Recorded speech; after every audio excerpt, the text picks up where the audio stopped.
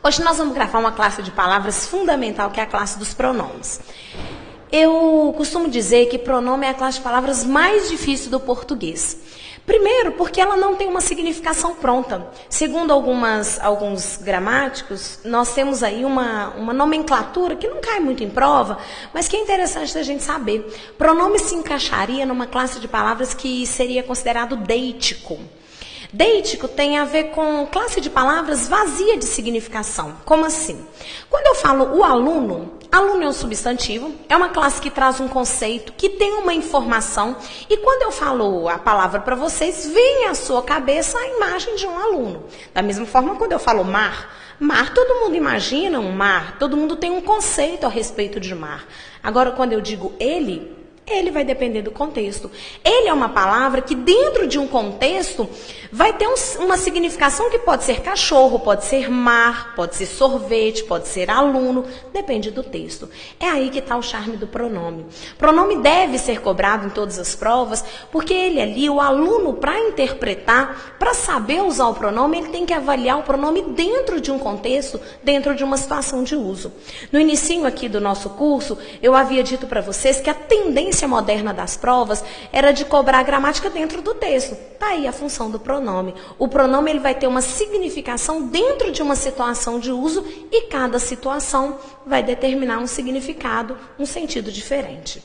Vamos agora ao conceito dessa classe de palavras. O conceito básico, o primeiro conceito, seria palavra que substitui ou acompanha o nome. Só que eu costumo dizer para os meus alunos que esse conceito ele é muito pequeno, ele é muito amplo, ele é muito genérico. Por quê? Se a gente pensar só em substituir ou acompanhar o nome, vocês devem se lembrar que uma classe aí que nós aprendemos era o numeral. E que o numeral ele tinha a função de numerar o substantivo, que é aquele que substitui o substantivo, ou numerar o adjetivo, que é aquele que acompanha o substantivo. Ou seja, ele podia substituir ou acompanhar o substantivo, e ainda assim, ele era numeral e não pronome. O mais importante do pronome, e o que eu queria que vocês levassem para a vida de vocês, é que o pronome, além de substituir ou acompanhar o nome, ele se refere a uma das pessoas do discurso.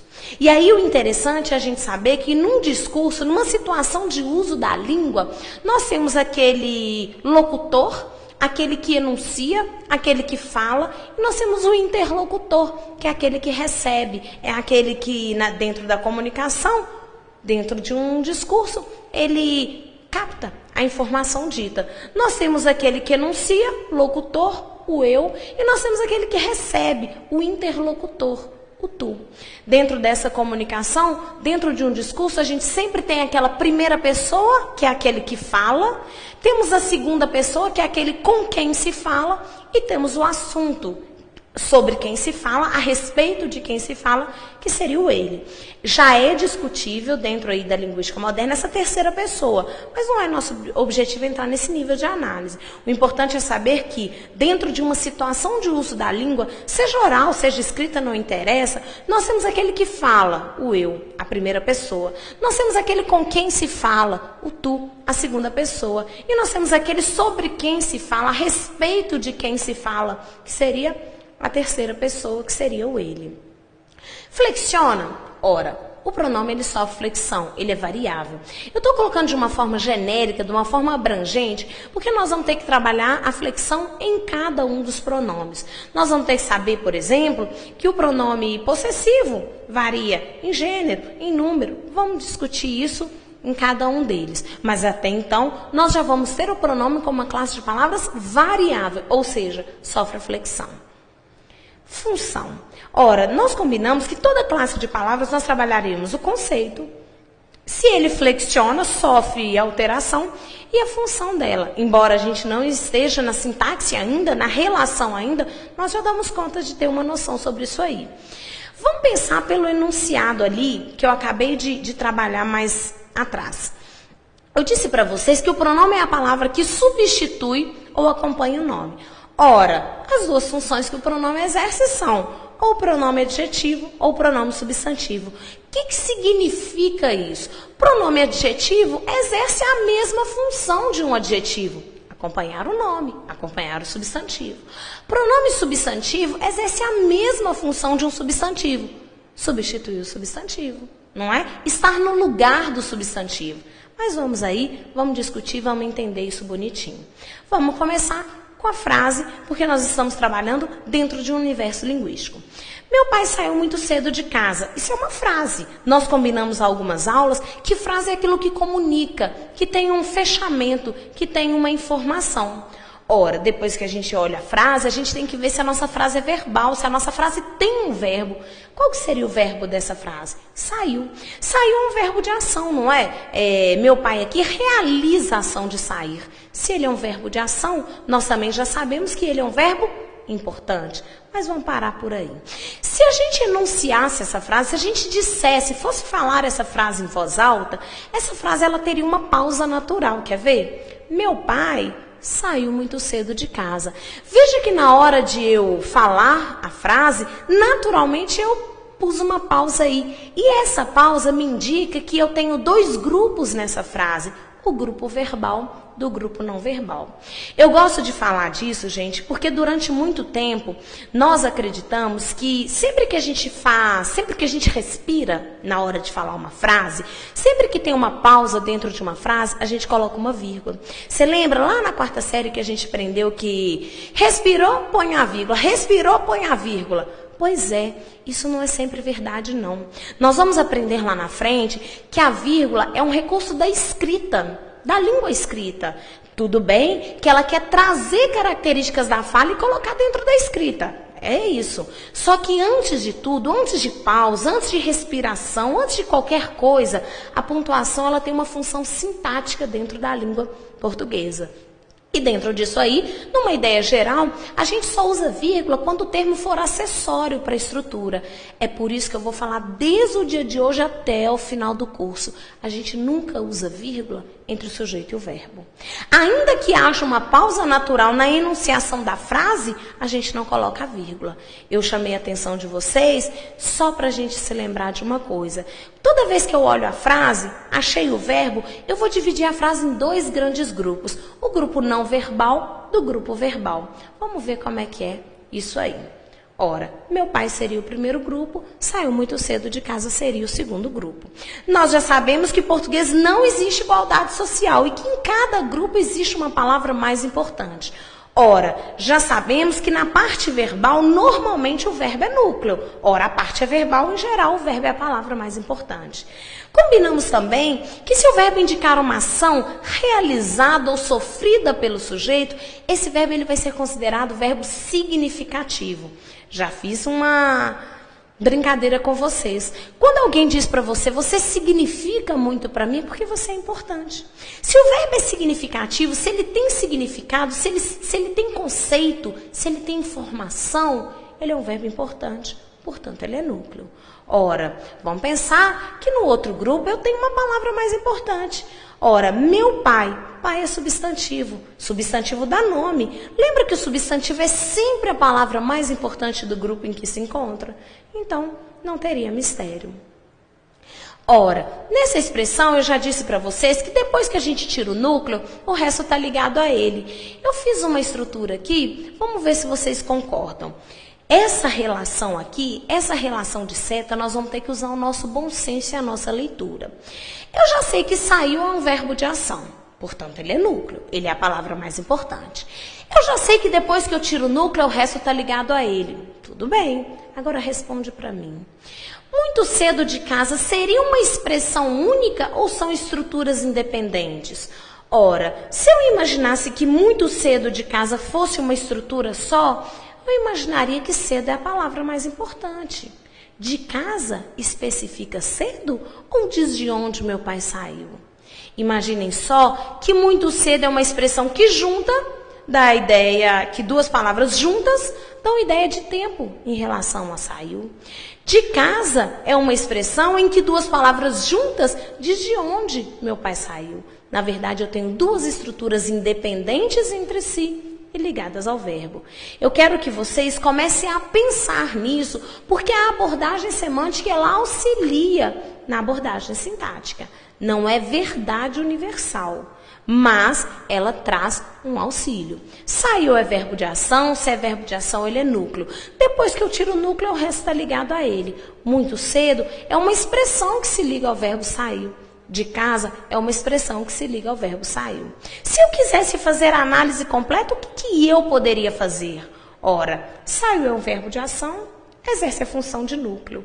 Muito cedo indica quando meu pai saiu. Ora, a palavra que se liga ao verbo indicando circunstância, advérbio. Isso aí seria uma locução adverbial de tempo. Ora, eu não estou me preocupando muito com o nome agora de tudo, para a nossa análise ficar mais leve. Mas imagine só, muito cedo se liga ao verbo. A palavra que se liga ao verbo, advérbio. Isso não é uma palavra, é uma expressão, locução adverbial. De que, professora? Ora, de tempo, não indica quando ele saiu? De casa também está ligado ao verbo. A palavra que se liga ao verbo indicando a circunstância em que a ação ocorreu, advérbio. Mas de casa é um advérbio? Não, porque não é uma palavra, é uma expressão, locução adverbial. De tempo? Não. De quê? De lugar, né? Saiu de casa é o lugar de onde ele realizou a ação. Expressão, a circunstância, expressa uma ideia de lugar. Ora, olha as perguntas que a gente já pode ter nessa construção. O saiu aí é um verbo de ação, ele é núcleo, mas isso não vai ser cobrado na sua prova. Muito cedo é uma expressão que expressa a circunstância de tempo. De casa é uma expressão que expressa a circunstância de lugar. Tranquilo. Vamos agora para a primeira estrutura. Na primeira estrutura, nós já combinamos que pai é o substantivo e, sendo assim, ele é núcleo. E depois que eu tiro o núcleo, o resto está ligado a ele. Vamos combinar que pai é substantivo, exerce a função de palavra mais importante, ele é núcleo. Agora eu vou dizer para vocês que meu é pronome. Vamos entender por que é pronome? Vamos lá no primeiro conceito de pronome. Pronome é uma palavra que substitui, não é o caso, ou acompanha o nome. Nesse caso, meu acompanha o nome pai. Refere-se a uma das pessoas do discurso. Vamos ver? Meu pai é pai de qual pessoa do discurso? Da primeira. Meu pai, pai do eu. Teu pai, o pai do tu. Seu pai, o pai dele, o pai de você. Nós vamos trabalhar com isso mais à frente. O fato é que esse meu é pronome, porque ele acompanha o nome e se refere à primeira pessoa do discurso. Ele é um pronome adjetivo porque ele exerce o mesmo papel de um adjetivo. Vamos entender? Qual que é o papel do adjetivo? Ficar junto do nome. Ora, esse pai, ele não substitui a palavra pai, mas ele acompanha pai especificando esse substantivo. Ele exerce o papel de um adjetivo, que é o quê? Acompanhar, especificar, ser adjunto adnominal do substantivo pai. Difícil, queridos. Muito tranquilo, não é? Eu costumo dizer que português é autodidático e não tem mistério. Ora, esse meu substitui pai? Ele acompanha pai, então ele é um pronome adjetivo. Seria ali, ó, ele tinha uma reunião importante. Nesse contexto, o meu bom senso já diz, esse ele aí é quem, gente? Meu pai. Meu pai saiu cedo de casa hoje. Ó, esse hoje eu inventei, né? Meu pai saiu cedo de casa. Ele tinha uma reunião importante. Esse ele agora, ele acompanha o nome pai ou ele substitui? Vamos entender? Ora, a primeira coisa que eu faço na frase é achar o verbo. Que verbo que tem aí? O tinha. Depois que eu acho o verbo, eu divido a frase em dois grupos. Ele, primeiro grupo, tinha uma reunião importante, segundo grupo. Nós já sabemos que em português não existe igualdade social e sempre eu tenho uma palavra que é mais importante que as outras. Ora, o verbo ter aí, ele é um verbo importante? Claro que é. Ele é um verbo significativo porque ele traz conceito, queridos. Ora, nessa frase, eu fiz a frase para dizer que meu pai tem uma reunião importante. Esse verbo, tendo um significado, tendo um conceito, ele é verbo importante. Portanto, ele é núcleo. Depois que eu tiro o núcleo, o resto está ligado a ele. Uma reunião importante se liga ao verbo ter.